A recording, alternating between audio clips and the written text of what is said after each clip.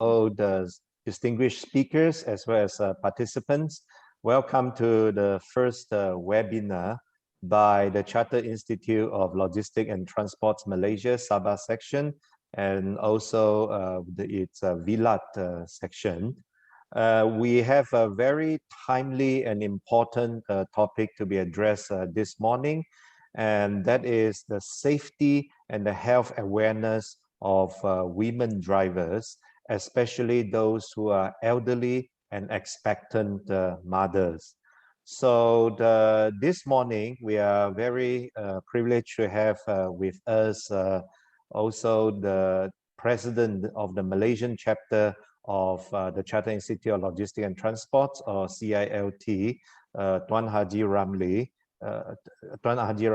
Amil, and also our Sabah section chair, Puan Siti Noraiza Azizan. So I would first request Tuan Haji, who is the CILT Malaysia president, to give his opening remarks and perhaps introduce CILT a little bit. Tuan Haji. Yep. Okay. Thank you, Dr. O, our moderator, and a very immaculate at handling such event as this. Yeah. Assalamualaikum, salam sejahtera, selamat pagi, kopi wosian tadau baino. Dan kepada tuan-tuan dan puan-puan yang hadir di webinar pagi ini. Puan Siti, selamat pagi, assalamualaikum. Dan foremost, on behalf of CILT Malaysia, we thank you all participants for being with us today and supporting our program. Our sincere thanks and appreciation to our esteemed panelists who had so gracefully consented to share their thoughts on the topic selected for today. And of course, not forgetting heartiest congratulations to CILT Malaysia Sabah section for organizing this first ever forum in the Women in Logistics and Transport wing of the Sabah chapter. And I think there'll be more to come from them in the near future. A special mention to Puan Rufina and Dr. Sida for doing the core of the organization.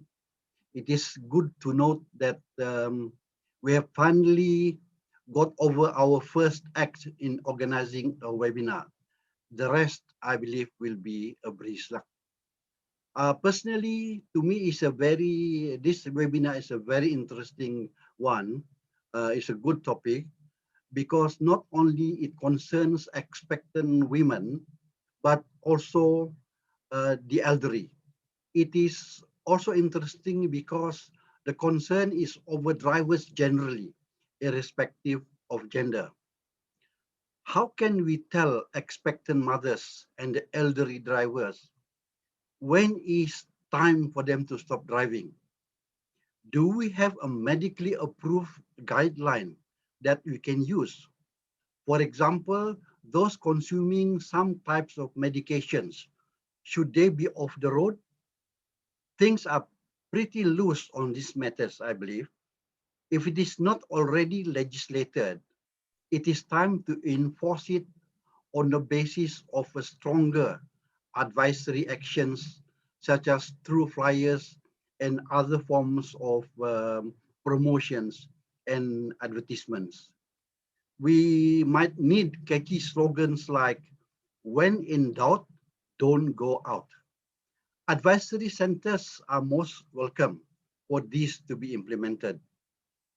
Now we are just too dependent on medical advice received on our visits to the doctors, which I think will soon get forgotten anyway.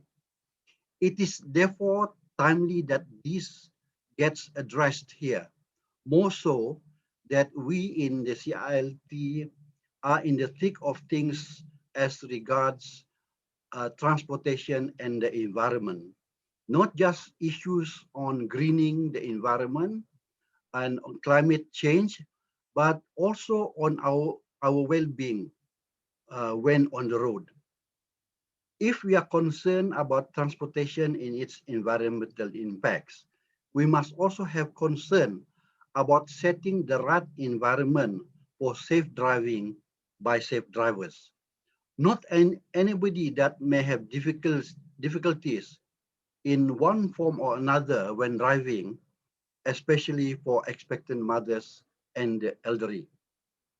Perhaps it is time that they not only bring driving license and have a valid road tax, but perhaps they must bring some sort of medical cards to show that they are medically fit to drive. In some Western countries, I think they have facilities to have your driving skills checked by a driving rehabilitation specialist, occupational therapist, or other trained professional. They also have a defensive driving course, but not here. It can be hard for an older person to realize that he or she is no longer a safe driver. Frequent complaints like stiff joints and muscles, astigmatism, trouble hearing, dementia, slower reaction and reflexes, and medications all affect our ability to, I think, to drive safely. Perhaps it is all about how severe are these telltale signs before one decides not to drive. Nonetheless, advice and constant reminders of the dangers of driving while having these severe conditions is a good preventive measure. And actions needs to be focused on how to drum it into a particular susceptible group of drivers. So having said that, ladies and gentlemen, I won't take much of your time. For now, let us enjoy the session and listen to the tips from the various experts to learn and take action accordingly. Thank you. Back to you, Dr. O. Well, thank you, Tuan Haji. As you said, when in doubt, don't go out or don't go behind the wheels, right?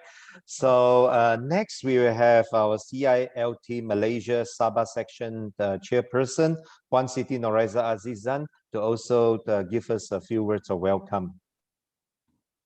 Thank you, Dr. O, for the kind introduction, and Tuan President CILT Malaysia, Tuan Haji Ramli, and our distinguished panelists from the respective government agencies, Tuan Superintendent Muhammad Zamzuri from PDRM, Dr. Nir Malkor from KK Kementerian Kesihatan Malaysia, and Madam Janet David from JPJ. So, and all the other participants of this session today. So, good morning. Assalamualaikum warahmatullahi wabarakatuh. So, on behalf of CILT Sabah section, I welcome all of you to the topic of addressing safety and health awareness to women drivers, elderly and expectant mothers. First of all, let me just briefly introduce CILT Sabah section. Basically, CILT is the Chartered Institute of Logistics and Transport, better known as CILT.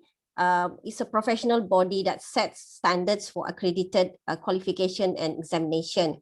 And CILT Sabah section basically established to unite and as the platform for discussing all these issues in terms of transport and logistic community, in particular for Sabah.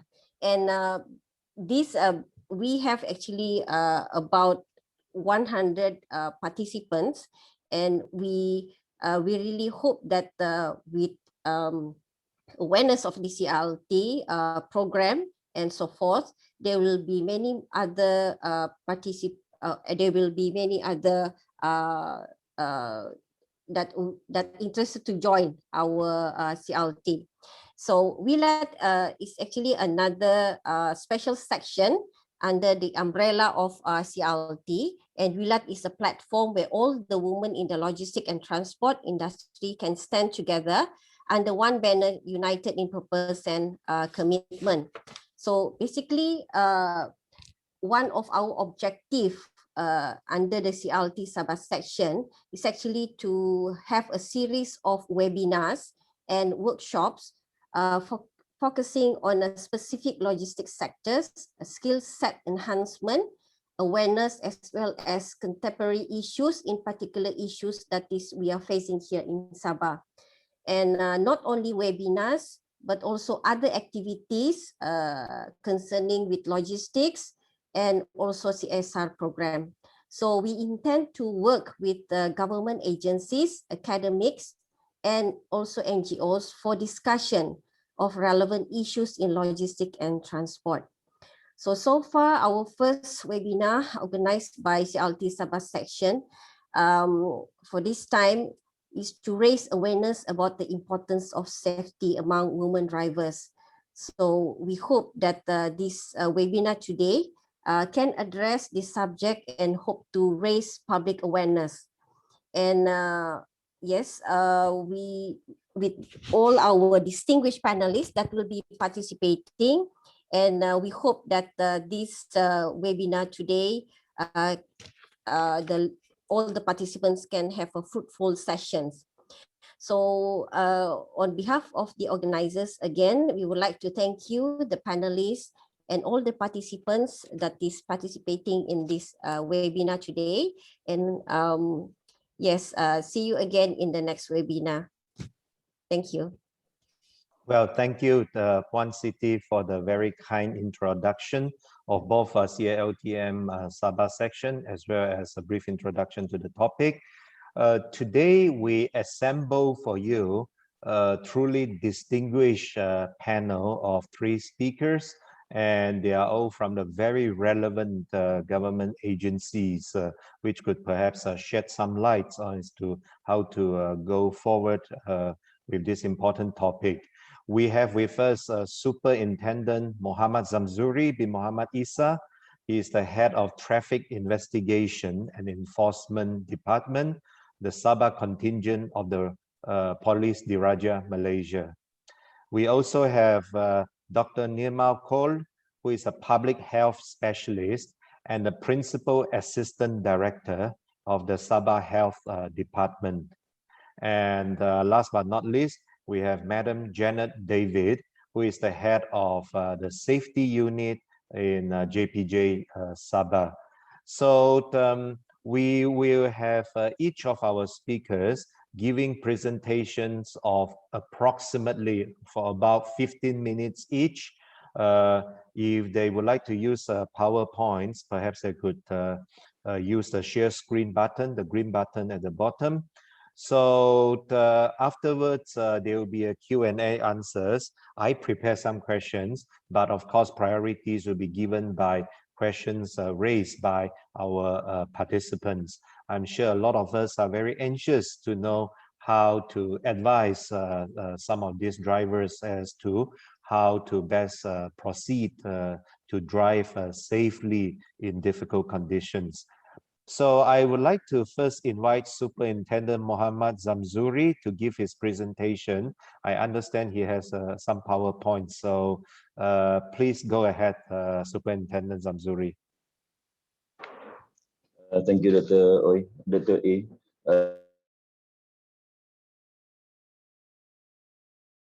Tuan Haji Ramli Amir, Presiden the Chartered Institute of Logistics and Transport Malaysia. Puan Siti Nurhaisyah Haizan, CILT Chair Sabah Section. Dr. Oi Esun sebagai Vice Chair CILT Sabah Section. Dan sahabat saya Puan Janet David, Head Safety Unit Road Transport Department Malaysia. So terima kasih bagi pihak Pidarem Sabah amnya dan khususnya dan Pidarem Malaysia khasnya. Saya mewakili Pesuruhjaya Polis Sabah untuk mewakili beliau pada pagi ini. Saya adalah Superintendent Muhammad Zamzuri bin Muhammad Isa, iaitu Ketua Jabatan Siasatan dan Penguasaan trafik Sabah. Jadi terutamanya saya ingin mengucapkan terima kasih kepada kerana diberi kesempatan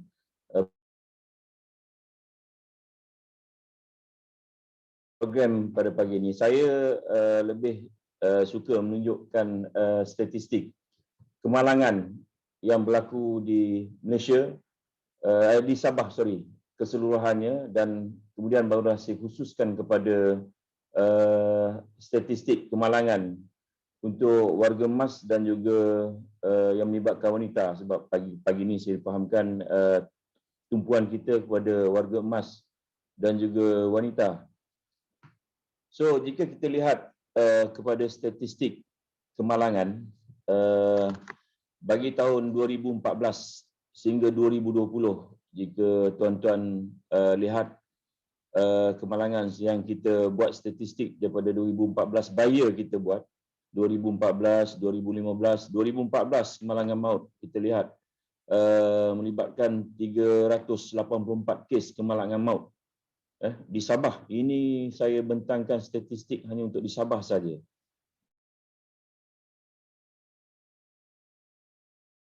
Orang. 2015 menurun kemalangan maut ni menjadi 343, 2016 338, 2017 315, 2018 280, 2019 naik balik jadi 258, dan 2020 statistik menurun, angka kematian menurun menjadi 183 jumlah kemalangan maut yang melibatkan seramai 206 yang maut. Jadi kita lihat pada statistik, mungkin 2020 ni lebih kepada kita mengalami pandemik COVID-19. Itu sebabnya kemungkinan besar ramai yang tak keluar rumah dan sebagainya, dan ini salah satu punca yang melibatkan angka ni susut jadi 183. Begitu juga dengan Januari hingga Februari, kita lihat jumlah kemalangan maut adalah sebanyak 227.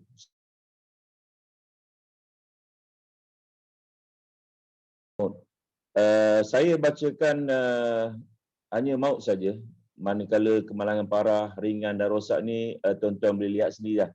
Jadi ini sebenarnya adalah salah satu daripada amaran yang mana kita patut peringatkan diri kita balik akan angka-angka ini, yang mana boleh menjadi apa orang kata, semangat kepada kita untuk memastikan kita memandu dengan cara berhemah dan mengikut undang-undang yang sedia ada. Next. Ini adalah kategori pengguna kemalangan maut. Jika tuan-tuan lihat, kita telah pecahkan beberapa kategori yang melibatkan pejalan kaki, penunggang atau pembonceng motosikal, pemandu, penumpang motorkar, pemandu, penumpang four-wheel drive. Kita kelaskan four-wheel drive sebab di Sabah ni banyak kenderaan four-wheel drive. So kita khaskan four-wheel drive ni. Pemandu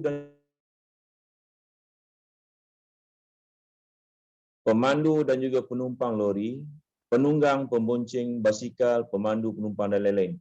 Jika kita lihat kepada kategori-kategori ini, dapat kita pecahkan daripada 2014 hingga 2020. Jadi kita nampak di sini sebagai contoh 2014. Kategori mana yang banyak melibatkan kemalangan maut? Kita lihat penunggang motosikal dan juga pembonceng motosikal.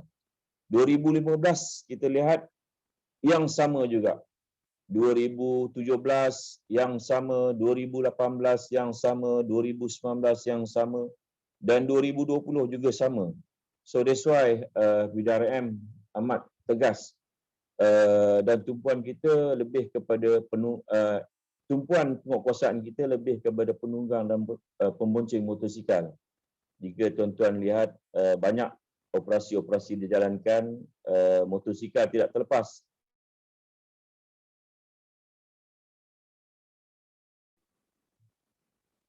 Ini adalah kategori pengguna kemalangan cedera parah. Cedera parah ni kita klasifikasikan sebagai contohnya yang patah, Yang itu kita kategorikan sebagai cedera parah. Dan kita pecahkan juga seperti mana yang kita pecahkan kemalangan maut tadi, pejalan kaki, penunggang, pembonceng motosikal, pemandu dan sebagainya lah. Jadi kita lihat untuk cedera parah pun masih juga penunggang dan juga pembonceng motosikal high ranking lah kiranya, paling tinggi yang terlibat. Yang ini kita lihat kepada kategori pengguna kemalangan untuk cedera ringan daripada tahun 2014 hingga 2020. Sehinggalah Februari 2021. Kita lihat penunggang motosikal dan juga pembonceng masih lagi di tempat pertama. Januari hingga Februari 20 kemalangan yang berlaku melibatkan cedera.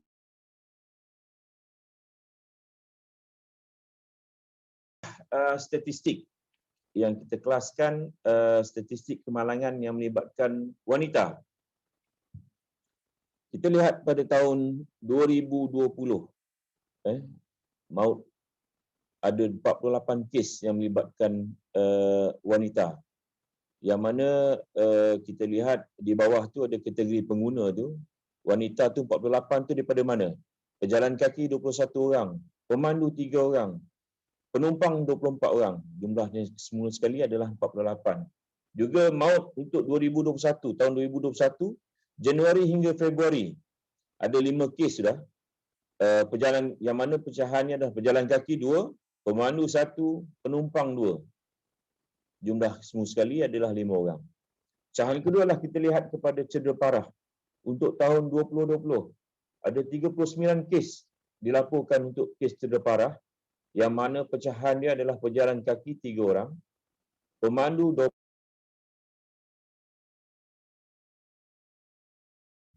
Sementara Januari hingga Februari 2021, 8 kes keseluruhannya, pemandu 2, penumpang 6. So daripada sini kita boleh lihatlah siapa saja yang memandu dan juga menunggang, sama ada penumpang ataupun pembonceng, sama-sama kena lihat balik statistik ni. Kita lihat dan kita kaji adalah adakah kita memandu ataupun menunggang dengan cara yang betul ataupun tidak. Kerana naas ini boleh berlaku di mana-mana saja. Walaupun kita peka dan alert, kadang-kadang bukan kemalangan ni bukan berlaku atas kesalahan kita, kadang-kadang orang lain. Jadi orang tu kena fikirlah.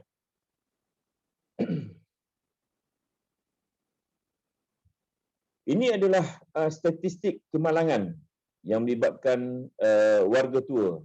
Kita panggil yang kita tapi kita ambil kategori 65 tahun ke atas. Bagi tahun 2020 ada 1 kes saja. So tak banyak sangat di Sabah ni. So yang 1 kes ni pun pejalan kaki. Jalan kaki ni yang saya ingat dia ni seberang jalan ni, menyeberang jalan dan dilanggar. Dan Januari hingga Februari tahun 2021 ni ada 1 kes juga. Sama juga tu, pejalan kaki. So yang melibatkan pemandu dan juga penunggang tiada. Ini adalah statistik kemalangan yang melibatkan wanita mengandung. Saya kategorikan juga wanita mengandung. Untuk tahun 2020 dan hingga 2021 ni memang tak ada statistik yang kita boleh tunjukkan di sini. So itu saja daripada pihak trafik. Kita hanya tunggulah soalan-soalan sekiranya ada nanti. Terima kasih. Well, thank you, Superintendent Zamzuri, who gave us a very precise summary of the various traffic fatalities which occurred in Sabah over the past few years. I noticed, for example, the fatalities involving motorcycles. They are very high indeed. So, ladies and gentlemen, for those of you who just came into the room, I'm very familiar with Clubhouse, who just came onto the webinar, you may raise your questions either by writing them on the Q&A pad. There's a Q&A button at the bottom, or you can even write them on the chat on the chat button there. I will be monitoring both. Later on, I will give your questions priorities in asking all our distinguished speakers. So next we have Dr. Nirmal Kaur, who is a public health specialist and the principal assistant director of the Sabah Health Department, to share with us her perspective. Dr. Nirmal, please.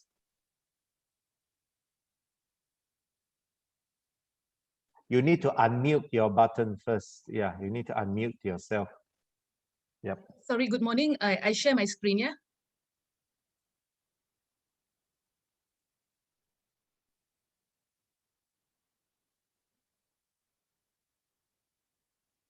Can you see my screen?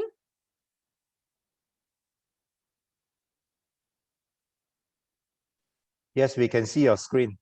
Okay.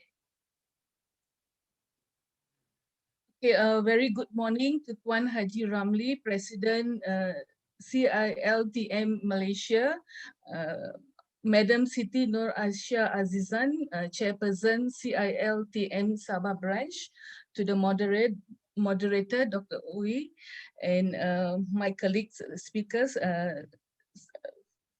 Superintendent Muhammad Zamzuri and Madam Janet.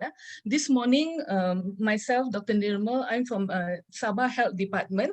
So I'm actually in charge of NCD. NCD stands for non-communicable disease. Basically, my talk is in general for all women and even for men, okay, related to health. Later on during the discussion, we will go into the questions which I've prepared the answers. Is it okay, Dr. Ooi? Because mine is in general for all, No for problem. everyone. Okay, thank you. Yeah, no I problem. carry on. Okay, please do. Okay.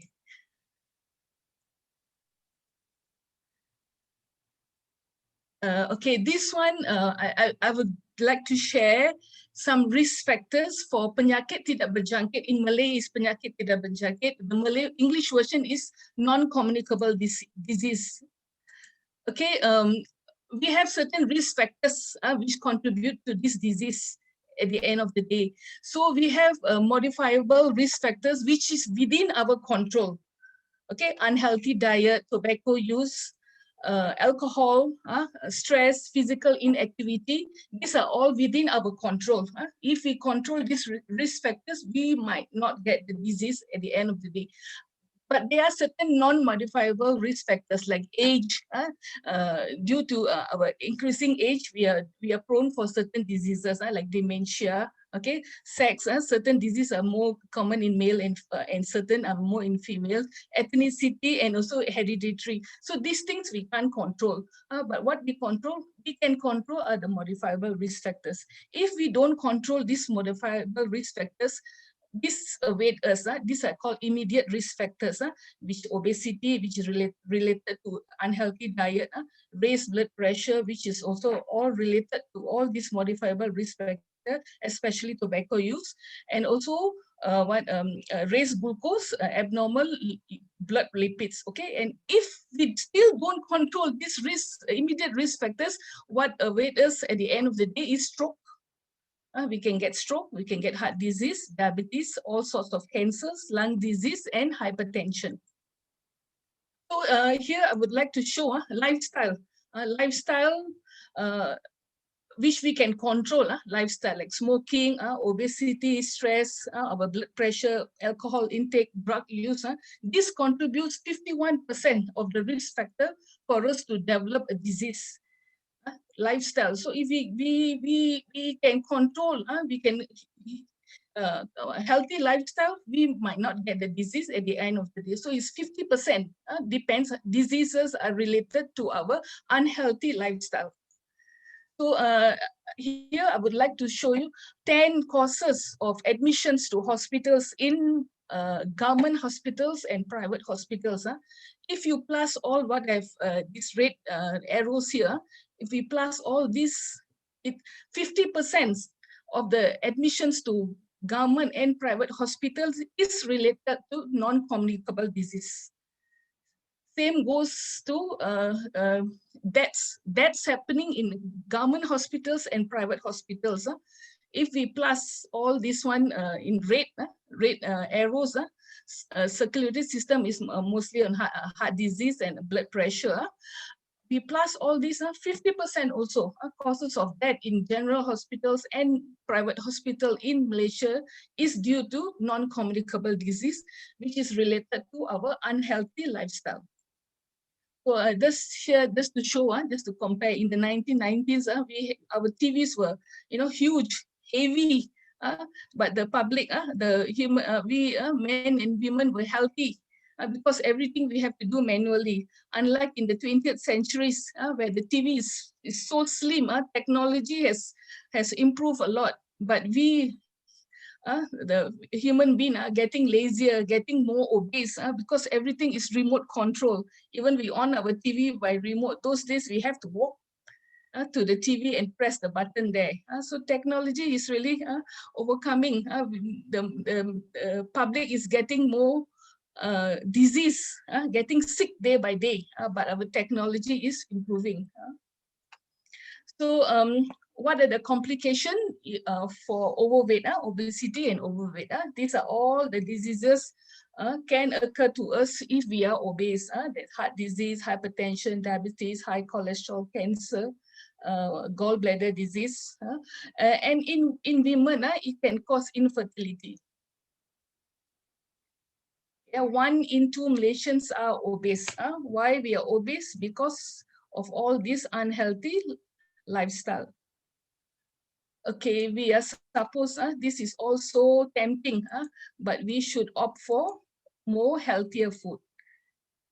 More of cereals, but cereals also you have to read, reading what nutritional labels while buying, before buying is very important. Make sure it contains the least sugar.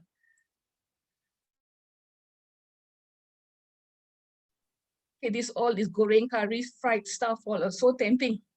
But what we should supposed to be eating is more of steam, couscous, more of soup kind of things. Okay, but if we still, our diet is unhealthy, what awaits us at the end of the day? Heart disease, diabetes, hypertension. Okay, this can occur in any age. So obesity, obesity meningkat risiko of, I've mentioned earlier, all these diseases. Okay, here I would like to show some premature deaths in Sabah, which is related to non-communicable disease. Okay, females slightly lower compared to males. But these are premature deaths occurring at between 30 to 69 are considered premature deaths. 1/3 of the deaths are premature, which is preventable, which if we live a healthy lifestyle, 1/3 of the deaths are preventable. Okay, this is our ideal weight lah. We should aim for BMI between 18.5 to 24.9. If you are overweight, try our best. But it takes time. Overweight, obese, if you convert to normal weight, it can take 6 months, it can take 1 year. But we have to try our best. Okay.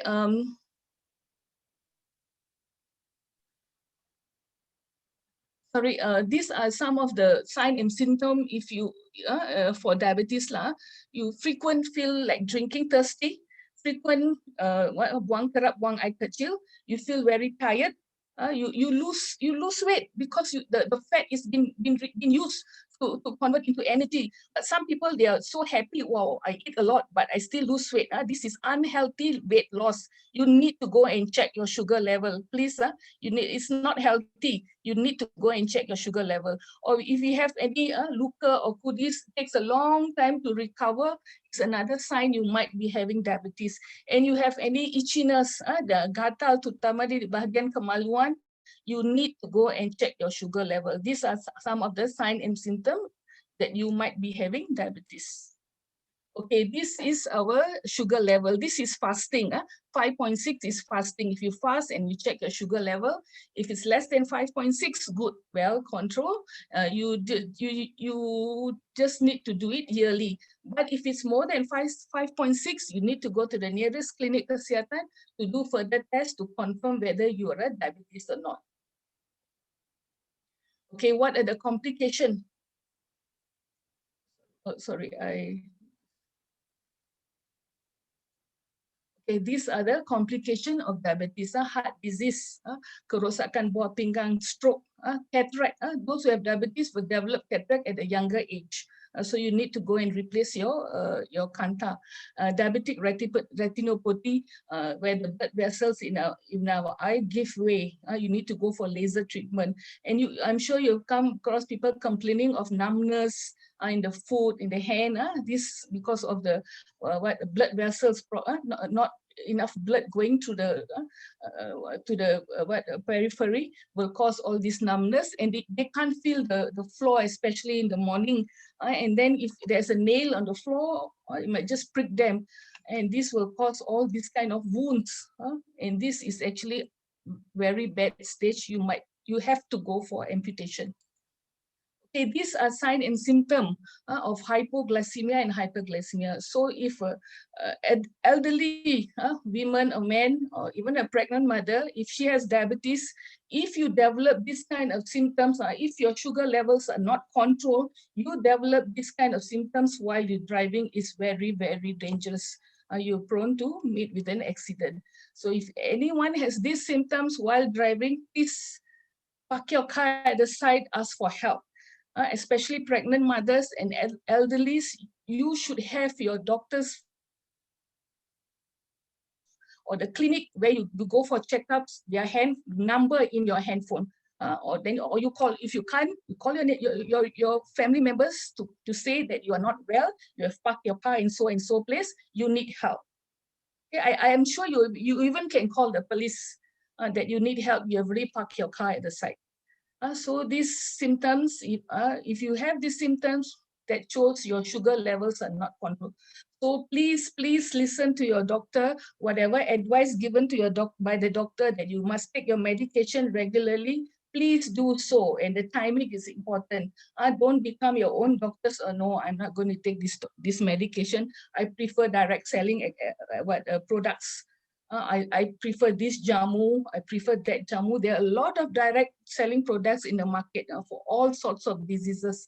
They just says that they have approval from ministry, but no. Please, is medical evidence that if you have confirmed diabetes, hypertension, you need to take medicine lifelong.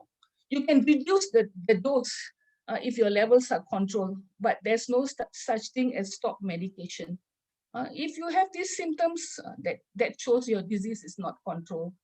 So please, while driving, you have these things, you need to take the rest.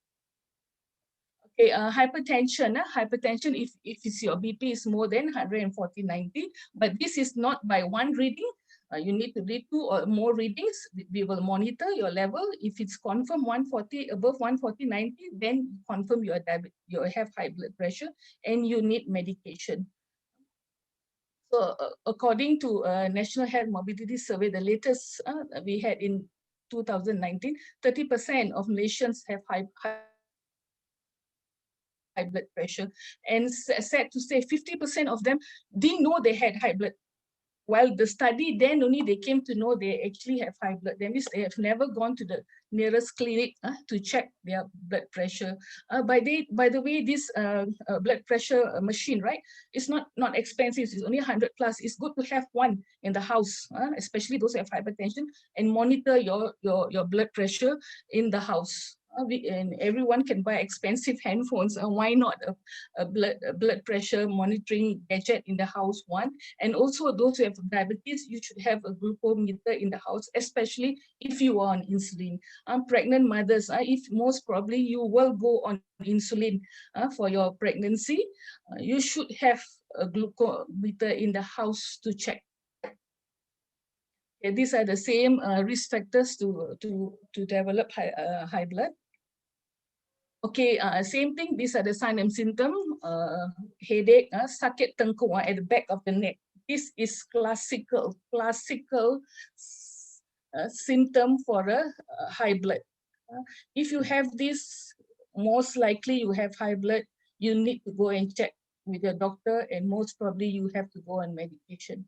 While driving, if you have some blurring of vision, it's dangerous. It will affect your driving. You can have a breathing problem. You can have chest pain if your blood pressure is not controlled. What if this happens during driving? It's very dangerous. Okay, another thing is cholesterol. Okay, cholesterol. If our cholesterol level is high in our body, it goes and deposit within the artery lumen. So it deposits, it narrows the lumen, and what happens? Heart attack at the end of the day. Okay, as I've mentioned earlier, if you have confirmed diabetes, hypertension, you need to go and take medicine. But if you're there are also non-pharmacological ways intervention which will also help to make our disease better control. So that is healthy eating, stop smoking. In Sabah, we can't say no alcohol. Okay, in Sabah, we have to say reduce your alcohol intake because it's part of their the custom here. They have to take alcohol. Okay, fine. If you tell them no alcohol, that's it. They won't come back to you anymore. Reduce. Don't take alcohol too much. You should know your standard of alcohol intake.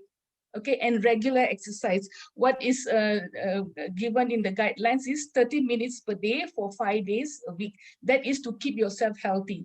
If you need to lose weight, you need to do more, at least 45 minutes and more vigorous exercise. Okay, this is what are some of the intervention for pemakanan sehat. I'm sure you heard about suku-suku separuh. This is the healthy Malaysian plate. It's here. This picture is everywhere in the FB. Suku-suku separuh. So your rice should be here. 1/3 rice, 1/3 is your protein, and half is vegetables and fruits. Okay. Mengurangkan, take less sugar. During this MCO, many of them have become bakers, sitting working from home. Even the children have learned how to bake. So limit your sugar intake and also limit salt intake. That when we eat, we should not have salt. Add on salt while we are eating. Should not add any more soya sauce while we are eating. Okay, so we have to cut down our salt intake and always drink lots of plain water. 6 to 8 glasses of plain water, not soda drink. 1 can of Coca-Cola contains 6 to 7 teaspoons of sugar. It is tasty, but at the end of the day, is sugar.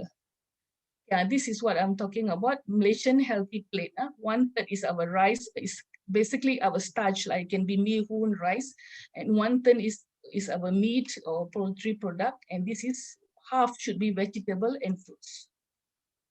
So we need to exercise, and our workout is actually only 4% of our day. So there's no excuse. We have to do some exercise. Brisk walking. The slogan by Ministry of Health is 10,000 steps per day. If not straight away 10,000, at least we aim 6,000 for a month. The coming month we try to increase to 8,000, then 10,000 to keep us healthy. Okay, these are some of the slogans, advertisement by Ministry of Health, stop smoking, avoid diabetes, kurangkan garam, satu sudu dah cukup for sugar, and this is our healthy plate. This is on exercise, 10,000 steps a day. Okay, something on alcohol. Alcohol ranks number 3 as the risk factor, the cause of death and disease in the world. So these are the standard drink. That means when a person starts to drink, he only can take, this is samples of 1 standard drink. So if he drinks whiskey, he only can take two servings of 40 ml. Wine, also 2 servings of this much amount. Beer is 330 ml. This is equivalent to 1 can. So that means at each setting, that means in 1 day, he only can take 2 cans of beer. This is standard alcohol we can take in a day. Same, our local drink here, Montoku or Lihing is 80 ml. So this is the standard drink. We cannot drink more than this. because this will affect our driving and this also will affect our health. Okay, I would like to share some incidents happened in Sabah due to drunk driving. This was a 10-year-old boy. This happened in March 2019, died while waiting to go to school because of a drunk driver. And the sad part, this drunk driver was the uncle, the father's brother. He was coming back after his drinks. This boy was waiting for his school bus and he was knocked down. Very pity. This another one, Sabah woman who killed 4 while drunk driving has been sentenced. This, if I'm not mistaken, this happened in Tawau. Also in May, we had 2 cases of drunk driving in Sabah in 2019. But now I think the law is most stricter. It's 100,000 fine and certain amount of jail. So it's very sad. So alcohol causes more than 60 different types of illness. It affects from head to toe, all sorts of diseases you can get. Okay, this one, Sabah Health Department, we joined. You need to wrap up in a few minutes. Yeah. Okay, sure. This 1 to last slides. Okay, we do have a program with Mercy Malaysia NGO. We put up this banner at KDCA Penempang during Pesta Keamatan 31st May. Drink responsibly. Get a right and stay alive. Don't drink and drive. So just awareness lah for the community. So they don't drink and drive. And we have this pusat rawatan ketagihan for all sort of alcohol, smoking, even drugs. In Sabah at the moment we only have in KK, Klinik Kesihatan Menggatau.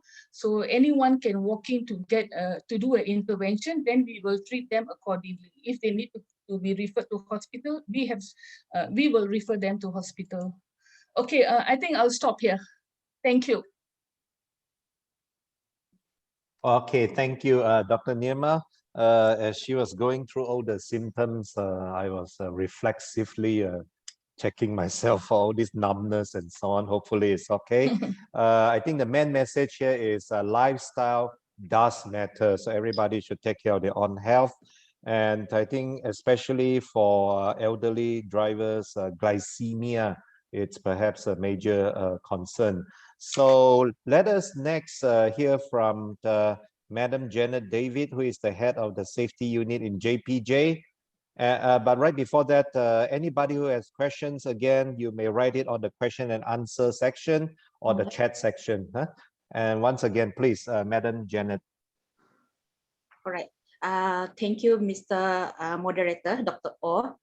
Tuan Haji Ramli Amir, the President CILT Malaysia, and Puan Siti Noraisha, Chair Sabah Section, all speaker and all participants today. Assalamualaikum, good morning. I hope you all fine today. Okay, I don't have a slide today to share with you, but I just want to begin with why should we talk about what is so important about accidents, about road safety, okay?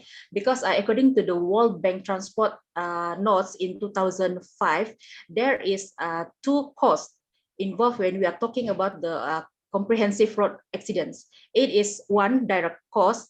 The second one is indirect cost. Okay, first let us talk about the direct cost. Direct cost is something that we can see. The moment we are having a crash or car accident, the things that involve is our emergency response team, the police, the ambulance. So that is one of the costs that is involved, because we are using our manpower, we are using our fund resources all to save the victims. Okay, that is first. Number two is the property damage. Property damage, our infrastructure, our signage, our road, furniture, and so on. So that is property damage other than our own vehicles lah. Okay, and then the direct cost that is involved also in terms of administration lah, like insurance, police. Okay, the most important one is medical. I remember our DG last year when he talked about when he was having a sidang media. You remember what is the statistic for COVID-19 today? He also raised about road accidents. Okay, because road accidents take a number of bed in hospital, utilize our blood bank, blood pack, and then utilizing our frontliners resources, manpower. Other than saving the COVID-19 patients treatment over there, they also have to treat the accident patient. So that is these accidents victims utilize a lot of our medical resources, and then lastly is the loss of output. Okay, when the victim died, we lost the productivity first. Okay, before pension sudah berhenti kerja, sudah tiada ganti. Okay, so we need another expert. We need to train a new expert who will be replacing the victim. Okay, so and then a family will be terjejas lah. Okay, taking care of the husband or the kids in hospitals. Okay, so there are a lot of factors that involving direct cost when accident or crash happens. But what is the indirect cost? In 2016, according to MIROS Malaysia, one loss because of crash lebih kurang 1,3 juta. Okay, if we reflect it in terms of money. But if I die in a road accidents today, would you agree if I said Quangenet cost is only about 1.3 million? Of course, we don't agree, because I have kids at home, I still have parents, I still have my staff here who needs me. Okay, so this is something that we need to look into lah. It is the indirect cost that is more important, the humanity, the quality of life. That one that we must protect, that more important, more than just money and cost. Okay, so that is why road safety is important. One perhaps might say that is ajal, maut, jodoh, semua itu di tangan Tuhan. Kenapa kita perlu mempersoalkan? No, I don't mean to mempersoalkan here, but like Dr. Minimal said just now, kalau kita sudah ada sakit, kita kena pergi berubatkan. Okay, if we have a family member who is sick, kita akan marah kalau dia tidak pergi hospital. So kalau kita sudah berusaha, so we have to go lah. Jangan just okay, I will leave this house today unlock. Lepas tu kalau orang pencuri masuk, nasib lah. No, we have to usaha, tawakal first. Okay, don't just simply, oh, I will surrender myself in the center of the road. If I die lah. No, we have to take care of ourselves first. Okay, because we have a loved one at homes. Okay, that is number one. Why we are talking about road safety? Why JPJ now is talking about road safety? Okay, so I believe Tuan Superintendent already speak just now. Actually, looking at the statistic, the elderly is I would say less involvement in accidents lah. Okay, because looking at the fatality and looking at the death statistic, actually the younger age is more dangerous. Okay, they are more threatened. The most numbers is from those age from 16 to 30 years old. This one yang baru masih student, baru dapat lesen ataupun baru dapat kerja kan, so dia orang ni masih jiwa muda, kurang sabar. So these are the age that easily involved in accidents. Okay. In fact, if we said, okay, we must limit the elderly or pregnant woman to be on the road to drive, actually, looking at the statistic, we should limit the numbers of the young driver also. Okay, but cannot, because these young drivers, they need to go to school, they need to go to UMS, UITM, they need to work kan. Sekarang lagi food panda semua kebanyakannya muda-muda. Okay, so looking at that, actually I would like to stress again that the senior citizens is not the number one threat to us. Okay, because they are the most experienced driver already. They know already that no need to hurry. Okay, I will take my sweet time. But of course, at the other side, I also will get angry if there is someone very slow in front of me lah. Okay, so my advice to the even pregnant woman or elderly, even if they are men, not only women, please avoid the fast lane. Okay, if there is no hurry, so you can follow the left lane lah. Okay, or the slower lane. All right. So that is our concern in road safety, the involvement of the number of victim according to the age group lah. Okay, so lastly in my presentation, before I receive question, okay, 3 main factors contributing to road accidents. I give scenario in Sabah. In Sabah, when I do a campaign, road safety campaign, I always listen this complaint like this. I buatlah campaign keselamatan jalan raya, you bagilah flyer banyak-banyak, you buatlah video banyak-banyak pasal road safety, tapi kalau jalan raya kita buruk, tetap tak ada guna. Is it true? Yes, I agree. Jalan raya kita teruk. I agree, kan? You nak cakap jalan raya kita cantik? No, I don't agree, kan? But, okay, if you ask Tuan Superintendent, I believe he will give the different answer, different perspective.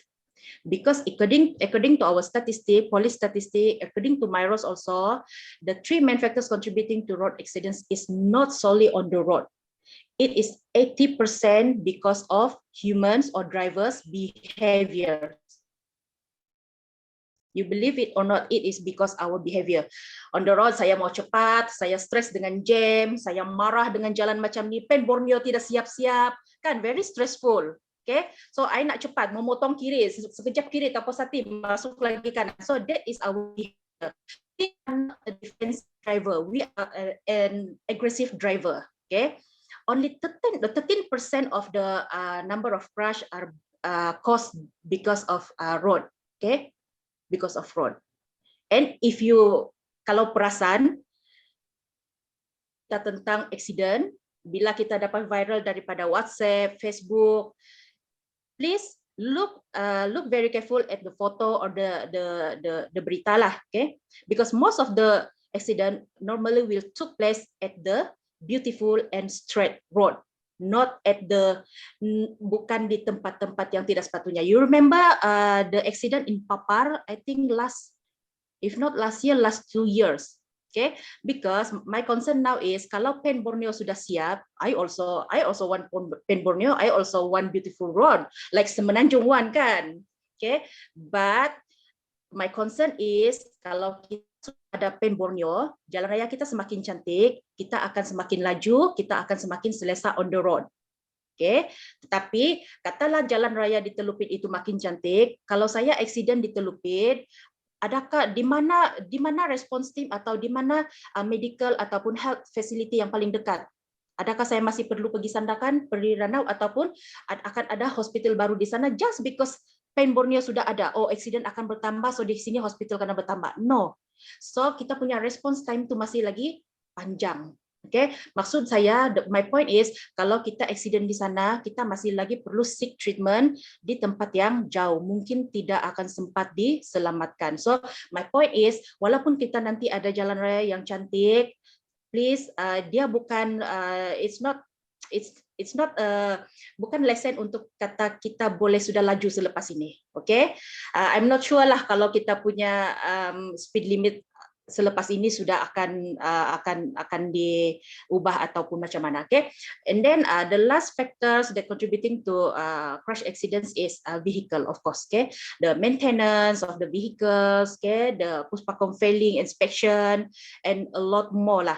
So other than elderly and pregnant women, I think all categories, all drivers also must be aware of the basic maintenance of the car. At least check your car lah every day. Okay, the oil, and then tire. Okay, the expiry date. Okay, that contributes to main factor. And then planning the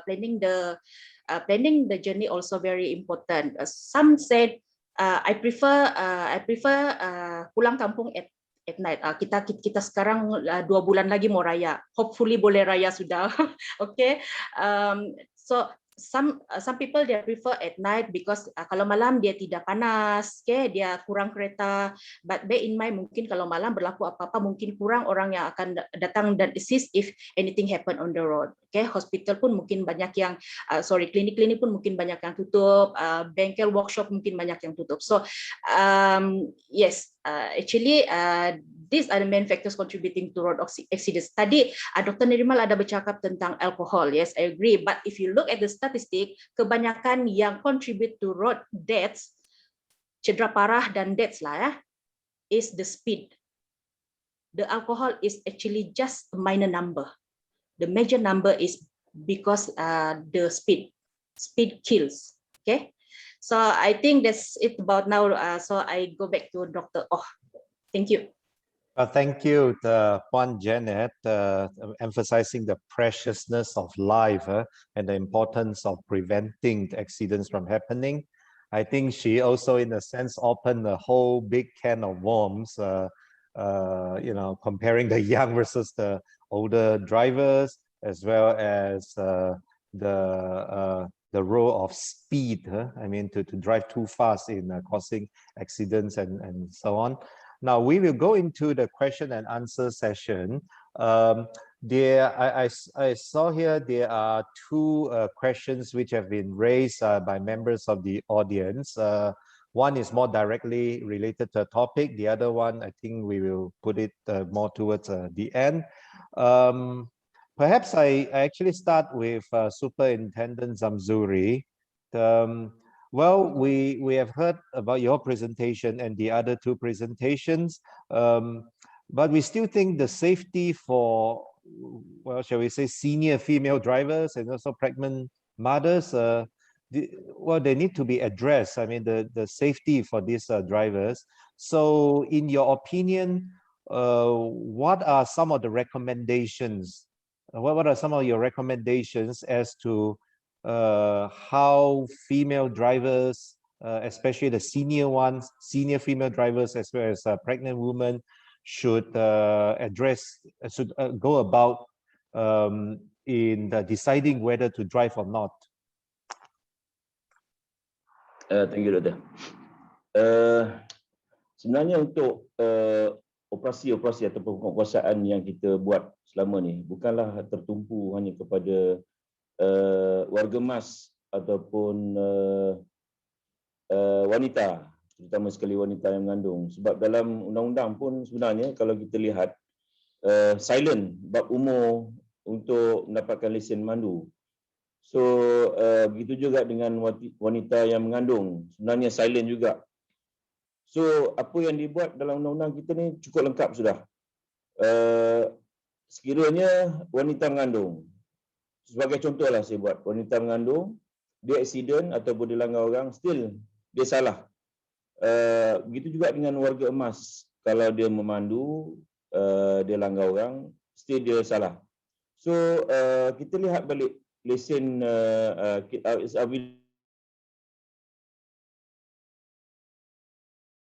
kesihatan mesti baik dan JPJ barulah luluskan.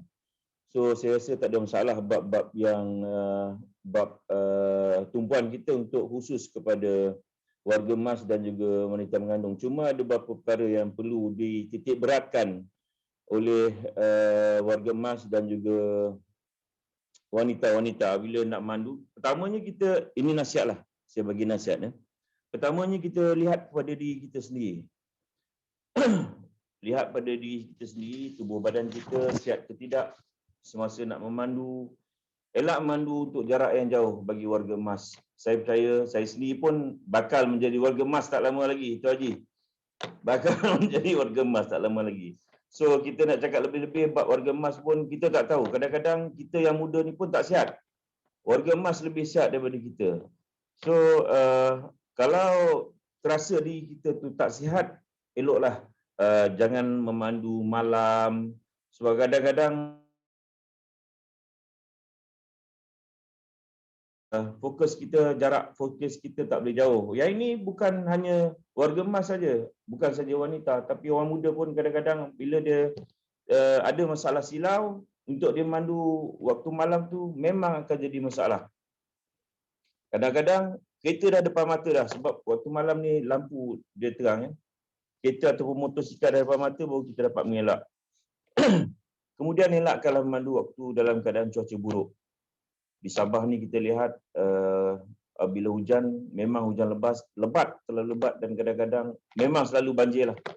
Every year memang akan banjir. So elakkanlah, elakkan juga gangguan ketika memandu.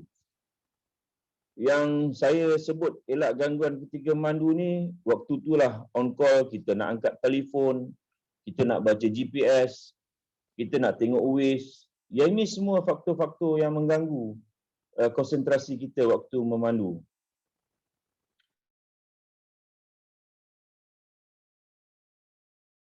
Okey, maksudnya kenderaan yang kita dah cek, air kita dah cek, minyak hitam kita dah cek, kita rasa kenderaan tu memang sesuai untuk digunakan. Saya berpengalaman melihat kenderaan-kenderaan di Sabah ni, kadang-kadang kita lihat, jangan kata bonet pun tak ada, berada atas jalan. Saya pernah jumpa. So kita nasihatkan kenderaan ni ialah orang kampung. Saya percaya orang kampung kan di Sabah ni banyakkannya kenderaan-kenderaan datang daripada pendalaman. So kita nasihatkan supaya kenderaan ni tak dibawa ke atas jalan, berbahaya kepada yang lain.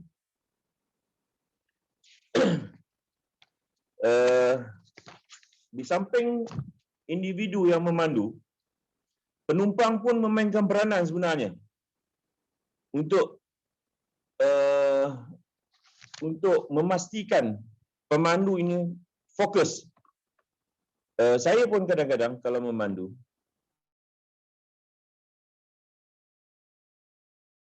kalau perjalanan 2 jam bercakap tak berhenti-henti pun masalah juga.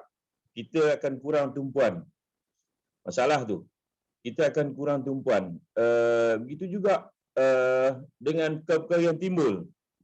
Kadang-kadang kita ada masalah peribadi, penumpang pula bangkitkan, orang rumah gaduh dengan rumah macam mana, okey ke tak?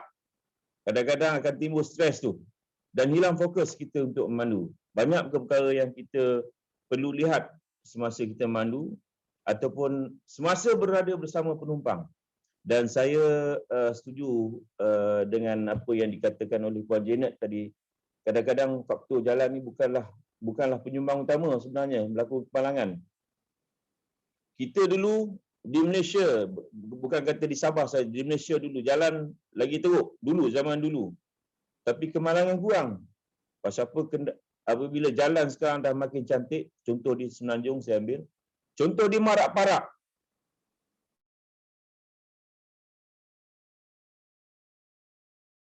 memang jalan tu cantik. Mungkin disebabkan kurang kenderaan lalu ataupun kurang kenderaan berat yang lalu di lokasi itu. Tetapi jarang sekali kemalangan berlaku di situ. Kita lihat pula di Kalabakan, jalan berlubang-lubang. Ada yang macam nak masuk gaung pun ada. Kurang berlaku kemalangan di situ. Sebab apa? Fokus pemandu. Pemandu tahu jalan tu jalan tak sesuai untuk bawa laju. Itu sebabnya saya setuju kata Puan Janet tadi tu, berkenaan dengan faktor muka bumi ataupun faktor jalan ni bukanlah salah satu penyumbang. Tetapi sikap pemandu itu sendiri. Kadang-kadang dia tengok jalan cantik, saya percaya Pen Borneo nanti apabila sudah siap dan dah dibuka, disemikan akan wujudlah pelumba-pelumba jalan raya yang kita panggil sekarang kita panggil sebagai samsing jalanan.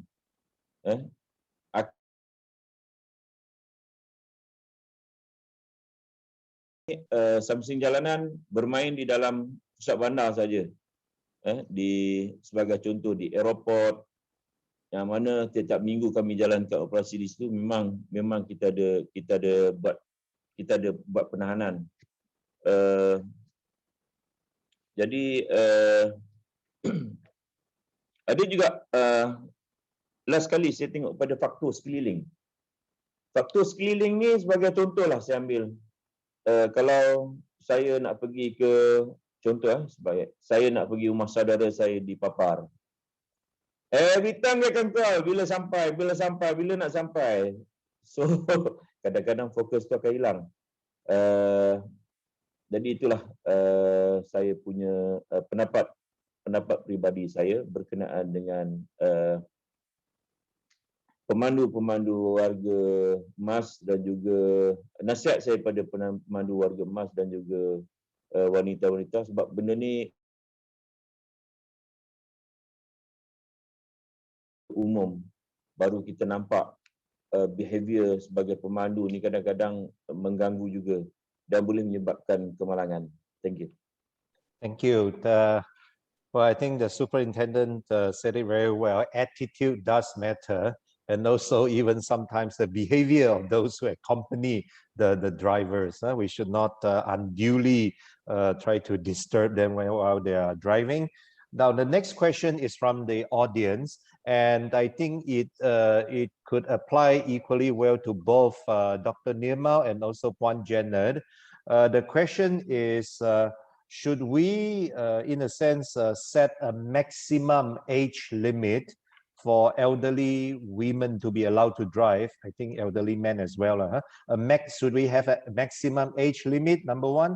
And number two, for pregnant women, should we also set a limit? For example, if they are in their third trimester, they should not drive, and so on. So perhaps Dr. Nirmal, you could first take this. Okay, as you mentioned, is for elderly women and men. Yeah, Okay, you can turn on your video. maximum. Yeah, sorry. Okay. Maximum age limit. Yes, I agree. As far as till today, there's no maximum age limit in Malaysia, right? Everyone can drive. Tun M also drives at 96. Yes.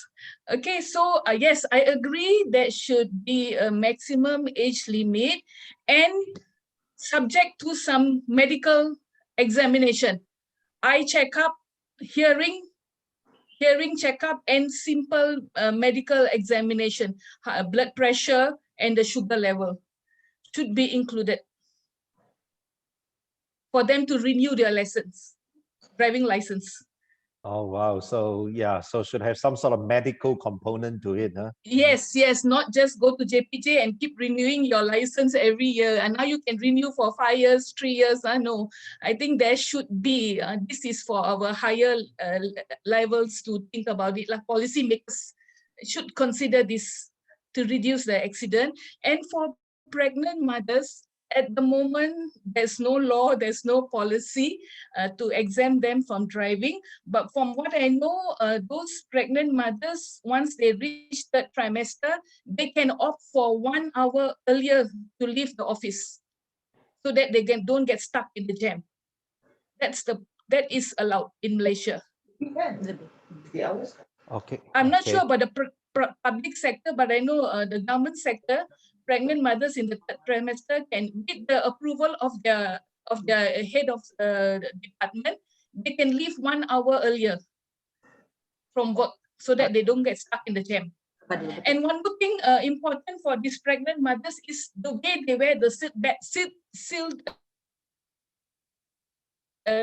belt is very important. So because of the gravid uterus, the lower belt should be right below their abdomen, not across the abdomen, right below. And the other belt which come across the shoulder should be between their breasts. They should be comfortable wearing the seat belt when they drive. That is very important. Okay. Well, Okay. thank you, Dr. Nirmal. Madam Okay. Janet, you are the JPJ. Yeah. So thank you, moderator. So as we all know, in Malaysia, we do not have the maximum age limit when it comes to having a driving license. It's like we can drive all lifelong. Similarly, we also do not impose any limit on pregnant women. But of course, there are some limitation due to physical development or changes. Okay. Therefore, since there is no age limit, we only have the minimum, which is 16 years for motorcycles and 17 years old for motorcar. Then how do we know when it is time to surrender the car keys? Okay, because according to the, like I mentioned just now, only 14% of the statistic involving those age 61 and above. If 61 is, I assume the senior citizens, it is referring to age 61 and above lah. Okay, and the highest group are those from 16 years old, which is about 47%. So looking back at the statistic, we probably could say that one also might need to surrender their car keys earlier. Okay, if they are found unfit. Okay. But of course, there are a lot of factors contributing to safety of elderly driver. I agree with Dr. Nirmal. Health and fitness are the most crucial things that need to be taken care of, especially when you are driving almost every day. In fact, mental health is no less important, since it is known that our brain is actually the most important tool when we are behind the wheel. Okay, being elderly driver first, we agree that they already, like I said just now, they already enough experience. They know how that full focus is important. They know that being slower and far distance from other vehicles will increase their chances to avoid crash and increase their response if there is emergency case in front. Okay, and as they are getting older, the major factor why they are driving become less. At young age, like I mentioned earlier, just now, we need to commute to workplace. Okay, we need to send children to school, to care center, and then after that do some grocery shopping, etc., etc. But after retired, children have grown up and have their own transport. Our duty as a driver become less, and the number of hours we spend on the road also, which is the most dangerous place on any side of the earth, also become less. And the law is simple: the lesser the time you expose yourself on the road, then the chances of getting involved in crash also decrease. However, not all elderly women drivers or even male drivers got the privilege to retire early from driver's duty as the others. For example, I am working in Bundusan, but my kids school in Tuaran.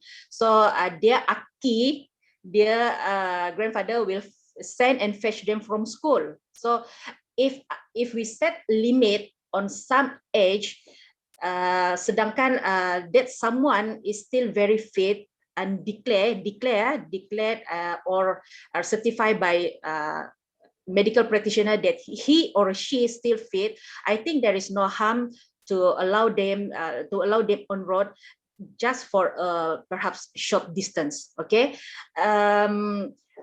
And then some of us still have a business to run, a daily routine to do. And in this case, yes, you should go back and check your level of health and ask yourself honestly also lah, are you still fit to drive? Are you on medication? Are you still having a sharp focus, clear vision, eyesight during night or rainy day? Because just now Tuan Superintendent also mentioned we need to be extra careful di Sabah ini bila hujan lebat. And then one thing is, are you capable of handling stress in any unwanted situation? Our roads are getting busier more, jam here and there. Can you cope with that? Driving back from workplace, perhaps with unfinished stuff, list of things that urgent and need to be submitted tomorrow some more. Okay, we probably will be easily distracted. Bear in mind that in 2018, correct me if I'm wrong, Dr. Nirmal, according to the report by the Borneo Post, a survey conducted by Ministry of Health in 2015 shows that Sabah recorded the highest number of mental health issue in Malaysia.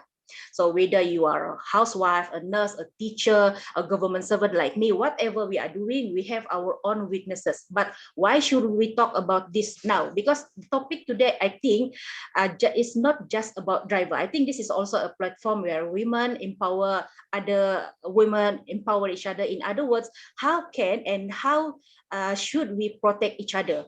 Of course, it's just not about the drivers, but also the environments, the road, the car, and the other vehicles and driver as well.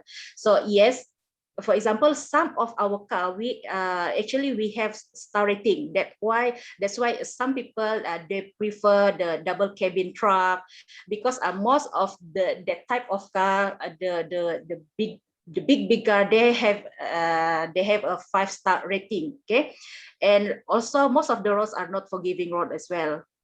So being an elderly car drivers or even motorcyclists, there is perhaps one point that we might not see others or other drivers or other cyclists did not see us. Yes, sometimes we think wide rear view mirrors and parking sensors might help senior citizens, but the truth is competency and focus are the main keys whenever we are behind the wheels. When we get older, our ability to respond to certain things takes a longer time, and we try to adjust ourselves more. Okay, and then also we might need to take a break after sometimes.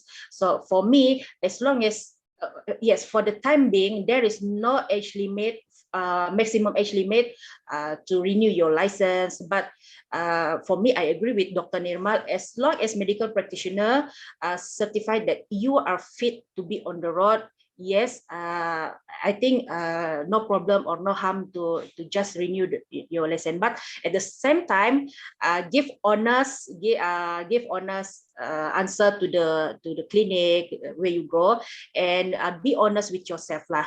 When you are on the road, can you take care of yourself? Not only yourself, but also other people. Okay, because we don't want you to become the source of the source of dangerous situation on the road. Remember, road is supposed to be a safe place for all, but just because of one unethical driver, then others are affected. So back to you, Dr. Oh. Thank you very much, Puan Janet. I think the consensus between Dr. Nirmal and Puan Janet would be, for example, there should be some sort of medical checkup or some sort of examination of the mental acuity or focus of the particular senior driver and so on, right? So now, there are, yeah, yes. Maybe if you can just give me a minute, yeah. Yes, please. Yeah. I think note that there must be some form of real concern by the authorities in that generally, of course, Dr. M is a classic example which cannot be followed now. But to me, anybody above 70 should get a medical card before they can get their license renewed. I think, but I'm sure those who are fit will not have any problem in going to their doctors and their doctors certifying them as fit to drive. I think that sort of what do you call it, trend, I think is something which is, I think, should be welcomed by everybody. But secondly, I would like to touch on the problem on, since 80% of accident is because of kita punya sikap, kan? Our attitude. How much have we actually gone in to put this into our education system, right? Of course, our curriculum does have civic, does have all this, but penekanan dia tu sejauh mana, and how much of penekanan do we put in there, right? So perhaps this is, I'm not too sure what the school curriculum is, because I don't have small going children except for cucu lah. But of course, the cucu, the mother, father take care lah. But on the lighter note, it is also good to note that we at CILT is having something like called a safety school project. So I hope I will bring this to our committee that because it not only affects children. So when they grow big, right, they become elders, they become expectant mothers, right? So benda-benda yang diorang belajar nanti dalam kelas, hopefully will remain with them and they can discipline themselves to get through with whatever they have been taught when they were small. Because teaching from small is the best thing that can last for life. Yeah. That's all, Dr. O. Thank you. Thank you, Tuan Haji. Now, there are actually quite a number of questions, but these questions are actually quite general. They concern transport, they concern driving, but not necessarily senior women drivers and pregnant mothers. But in any case, I would just share them with, for example, Tuan Superintendent and also Madam Janet. For example, there are these concerns about so-called lesen terbang. I think that means illegal driving license. And for the questioner here, he or she thinks that this contributes a lot to our accidents. So they want to ask both of you, JPJ and police, what do you do to try to reduce the amount of this lesen terbang? Perhaps we start with Tuan Superintendent. Lesen terbang dia kalau ikut pada perundangan yang sedia ada, saya lesen terbang ni saya rasa elok Puan Janet yang bercakap berkenaan dengan lesen terbang. Cuma untuk pihak kami lebih kepada lesen palsu. Lesen terbang ni yang saya faham dulu lesen terbang. Okay, we are loose. No comment lah. Tetapi apa yang kita lihat di Sabah banyak wujudnya lesen-lesen palsu. Apa yang kita boleh ambil tindakan ke atas pemilik lesen palsu ni, kita akan tahan di bawah Seksyen 108 kalau saya tak silap Akta Pengangkutan Jalan 1987, yang mana mereka melakukan kesalahan di bawah Seksyen di bawah menggunakan lesen palsu. So hukuman dia tu kalau tak silap saya 5,000 minimum ke 10,000 maksimum, atau boleh juga dipenjara maksimum dia 1 tahun. Selain daripada lesen, eloklah saya masukkan juga, sebab penguasaan yang kita buat selama ni oleh trafik Sabah ni, kita juga menjumpai banyak kenderaan-kenderaan yang mana plate number ditukar. Yang ni tak boleh dinafikan.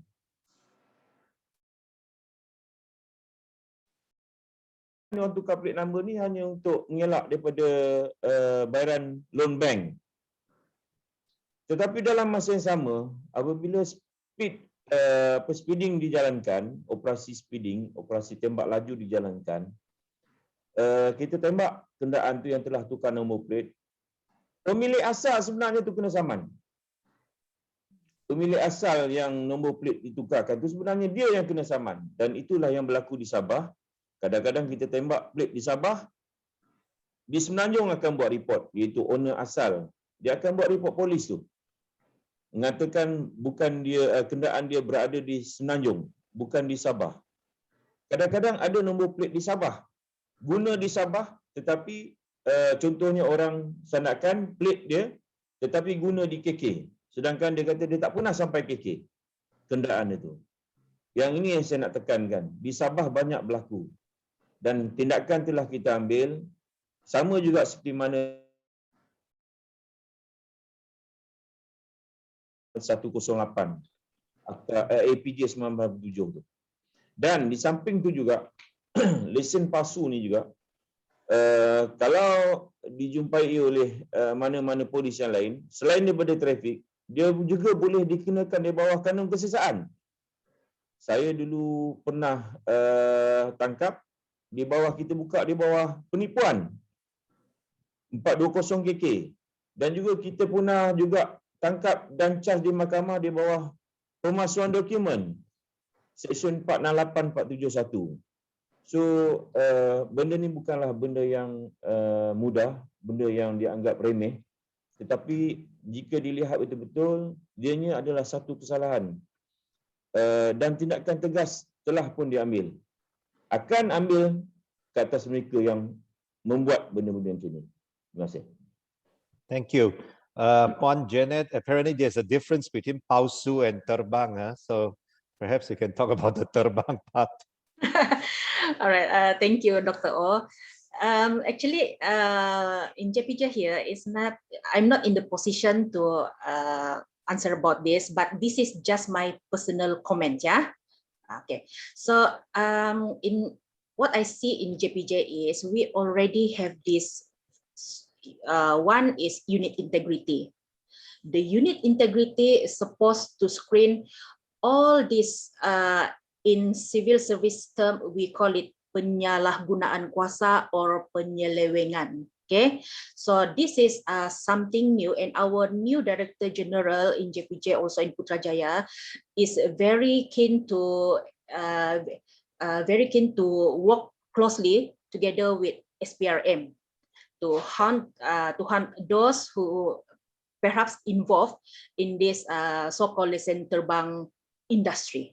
Okay, because I believe there is macam scammer. Dia orang ini dia sangat-sangat kreatif, making money. It's a business kan. But I believe kalau kita ada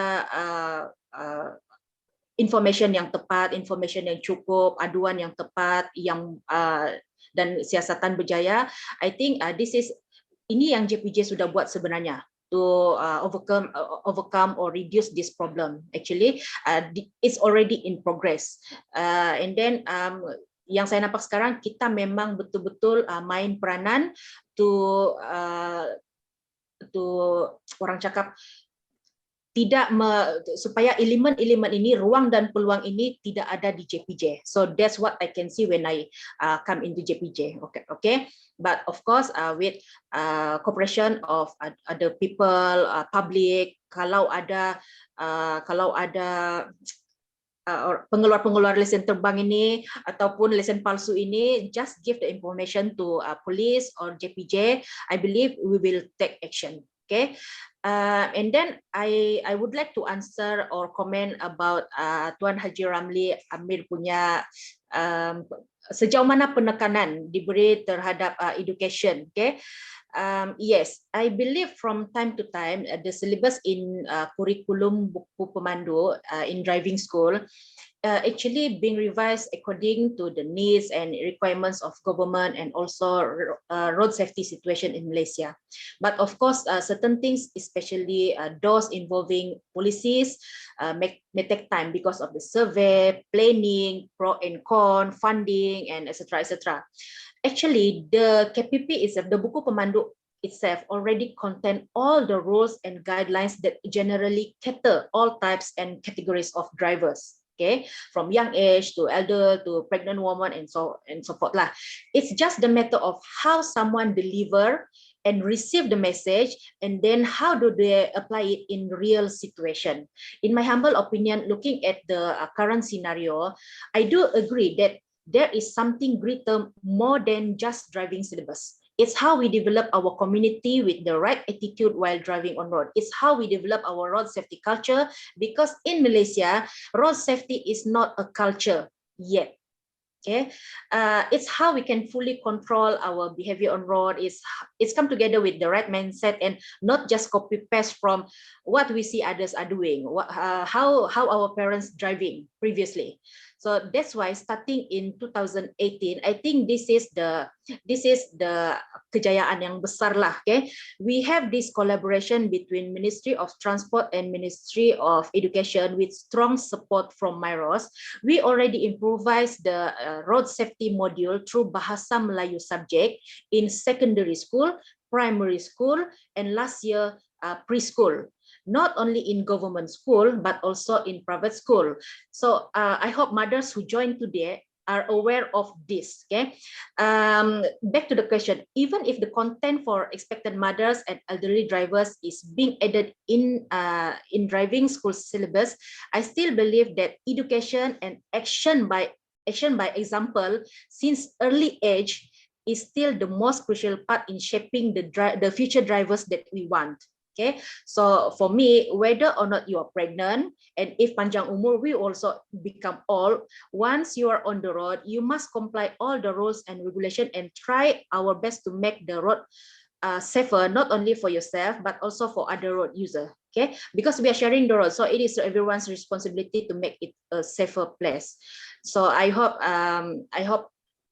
this can clear the air that actually our education system already consists this element. The road safety is now being stressed in our Bahasa Melayu subject from preschool until PMR or until Form 3 school, from Form 3 classes. Okay, it's already there actually. Just the matter of how our teachers can deliver it, and how the students will receive it, and how they see, of course, how they see their parents or drivers act in real situation. Because our kids, they absorb information like a sponge. Perhaps the teacher teach this, but when the way they say they see their parents driving are like that, so maybe a little bit confusion. So this is where teachers and parents must go mesti sama-sama lah bertanggung jawab. Okay, kena ambil tahu apa anak-anak kita belajar di sekolah, so that we can give a good example also. Alright. Thank you, Puan Janet, for emphasizing the importance of parents setting good example to young kids in terms of, for example, driving behavior. The next question goes to Dr. Nirmala, because I think this is somewhat medically related.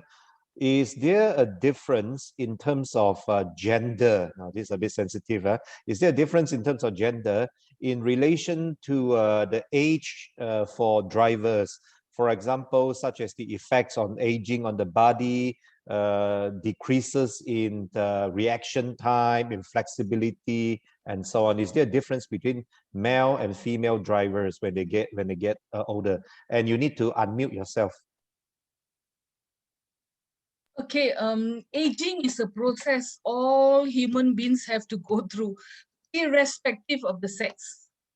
So all of us, we age lah. Okay, so male and female, we age similarly lah, according to studies lah. What we should be aware of is, as we age, our joint movement becomes stiffer, become less flexible, and also osteoporosis sets in. So we might have shrunk a bit, we become hunchback a bit. So this might affect our driving, the way we sit, the position when we are driving. So I think as a responsible driver, we should judge ourselves lah. If you don't have any medical problem, but due to age, your flexibility has reduced, don't drive. Get someone someone to drive you lah. But there's no gender difference when it becomes to age. When we comes to aging lah, we all age similarly. Okay. Okay, then I think perhaps in the interest of time, the last question here, and again, this is more a general question, and I have some personal experience on this, so I want to bring up this question. So one of the participants asked that, well, as Tuan Superintendent mentioned, the role of motorcycle cyclists, right? Sometimes the incidence of accidents are higher, perhaps involving motorcycles. So this participant, he saw that sometimes motorcycles, they are riding alongside with a car in a single lane, or sometimes those motorcycles, they are riding in between two cars, in between two lanes. So his question is, are these allowed? Is it legal to drive in the single lane? You drive along with a car like that, or you drive on the, I think on the marking lah, And also I personally observe is this, sometimes when I want to cross the road and I press the crossing button, so all the cars will stop, but the motorcycle, as if they are not cars, will still pass by just like that. It's very dangerous to me. So I want to ask Tuan Superintendent and then perhaps Madam Janet about all this. Are they legal to do that? Could something be done about them? Thank you. Thank you, Dr. Saya rasa ini lebih kepada sikap behavior penunggang itu sendiri lah. Sepatutnya macam pandemik juga ni. Bila kita menunggang, saya pun penunggang motosikal juga. Pasal pun nak cari masalah, menunggang sebelah kereta, sepatutnya macam pandemik juga kita jaga jarak. Jaga jarak motosikal kita, kalau boleh duduk lane tepi sekali. Kalau seperti mana yang Dr. bagi tahu tadi tu, dia menunggang.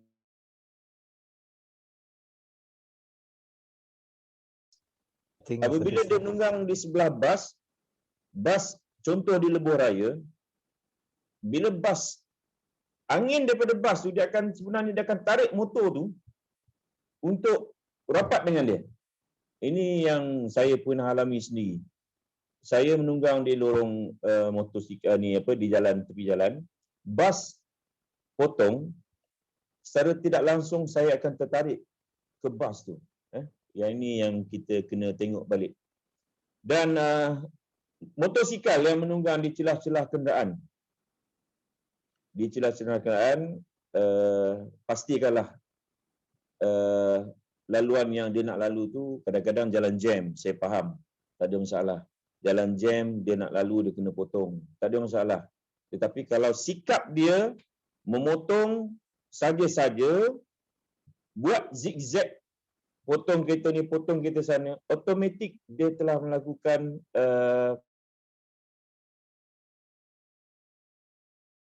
kesalahan di bawah Seksyen 42. Memandu secara melulu, menunggang secara melulu. Sama jugalah dengan kenderaan. Kenderaan kalau dia memotong kiri kanan untuk motong ke depan, secara tak langsung dia telah melakukan kesalahan di bawah Seksyen 42. Dan apabila kita nampak, kita buat ID, automatik boleh kena tahan dan boleh dituduh di mahkamah. Saya rasa tak ada masalah. Kalau jalan jam, kita memotong secara biasa tak apa. Tapi kadang-kadang sikap kita ni, kita bawa laju, tengah-tengah antara kereta, pernah berlaku kemalangan, maut. Yang mana motosikal, dia menunggang antara celah-celah kenderaan, kenderaan tu berhenti, buka pintu, langgar pintu, maut di tempat kemalangan. Di tempat kejadian pun ada. Kadang-kadang kenderaan ubah lokasi, motosikal langgar, maut di tempat kejadian pun ada. Benda-benda ni jadikan sebagai pengajaran lah kepada kita semua untuk mengelakkan daripada melakukan perkara sebegini. Terima kasih. Okay, thank you. Anything to add, Puan Janet? Okay, biasanya for motorcyclists, actually the rules is one lane, one driver, including the motorcycle. But sadly, the situation is not like that in Sabah or in Malaysia. Sebab macam Tuan Superintendent cakap tadi, bila jam, yes, dia akan zigzag, dia akan menyelit sana sini. But that is our responsibility actually. That's why we educate, we try to reach as many as motorcyclists as possible. We try to advocate and we try to do advocacy and educate them that they have to take care of themselves, because we, especially we women driver, we need to take care of ourselves too on the road.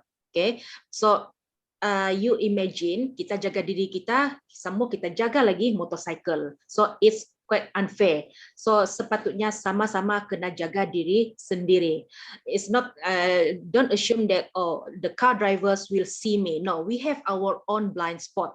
Your left side is your biggest blind spot. Okay, so the motorcycles must be aware that we have our limitation too. We cannot always see them, especially during rainy days or at night or even early morning. Okay, so motorcycle ini dia punya waktu-waktu kematian kebanyakannya masa dia pergi kerja pagi dan masa dia balik dari sekolah petang-petang pukul 2, pukul 4, dan masa dia balik daripada kerja biasanya 6 hingga 8 malam. Because macam inilah situasi dia suka menyelit, dia suka bergerak di tengah-tengah. But not all motorcycle like that. Okay, ada yang dia cukup hati-hati. Kalau sebelah itu kenderaan besar, bas atau lori, dia akan perlahan. Tetapi jarang. In my observation, memang jarang. Okay, because I think they assume that car drivers will take care of them, will see them, will give way to them. Selalu bila saya balik Tuaran, saya tengok bila ambulans dengan dia punya siren bunyi, ambulans laju, kita bagi ambulans pas, dia punya belakang semua motosikal pecut. What if saya tidak perasan, lepas tu saya masuk lorong saya balik and saya telang motorcycle. Okay, so that is one of the situation. So what we do now is, Tuan Superintendent ada cakap tadi, mereka yang paling ramai mati ini 60% adalah motorcyclist. Tetapi of course bukan semua itu salah motorcycle. Kebanyakan yang mati ini biasanya berlanggar dengan pacuan 4 roda. Jadi kepada pemandu pacuan 4 roda, be extra careful with motorcycle. Bukan semua salah motorcycle juga, okay? Tapi itulah apa yang kita buat adalah to educate the motorcycle. Even from school, kita akan emphasize more on motorcycle. Kita akan cari siapa yang bawa illegal motorcycle pergi sekolah. Okay, siapa yang memang parents tidak boleh hantar, tetapi parents izinkan anak-anak ini menunggang sendiri ke sekolah. Dia sudah dapat lesen atau tidak? Sebab near distance bukan jaminan yang dia akan safe from accident. Dia mungkin safe, tetapi orang lain mungkin tidak safe. What about pedestrian, kan? Okay, jadi ini adalah kepada semua yang ada pada hari ini, sama-sama sampaikan kepada motorcyclist, kepada relatif yang selalu menunggang motosikal ini, be extra careful because you are the highest statistic yang menyumbang kepada road accidents punya death. Okay, jadi saya rasa itu saja. Back to you, Dr. Oh. Well, thank you, Puan Janet. In the interest of time, I think we have to almost call an end to this webinar. Well, as all of you would know, the Charter Institute of Logistics and Transport, by its very name, concerns itself with transport and logistics. And of course, road transport is a very important component of what our members are doing. So today we explore the topics of safety and health awareness for senior women drivers as well as pregnant women drivers. But of course, later on, we expanded it to include more general concerns about road safety in Malaysia, which I hope is of common concerns to all our CILT members. I think all of us who participated in this seminar, I think we learned a lot today from the 3 distinguished speakers, Tuan Superintendent Zamzuri, Dr. Nirma Kaur, and Madam Janet David. And just now, our committee would like me to convey a message to all 3 of you. We hope to welcome you to become also members of CILT, because in a sense, all of you would have something to do with the safety and security of transport as well as logistic professionals. I think very soon, some of our colleagues will contact you to welcome you into our family. With that, once again, I would like to thank especially our co-organizers, the 2 ladies who are working hardest to make sure this webinar is a success, namely Puan Rufina and Dr. Shida, my colleagues from CILT Sabah section. Thanks also to our national president, Tuan Haji Ramli Amil, who also, by the way, is from Sabah, and also our Sabah section chairperson, Puan Siti Noraiza Azizan. So, well, thanks again for joining us in this very first webinar of CILTM Sabah section, and I would look forward to seeing you all again. Thank you.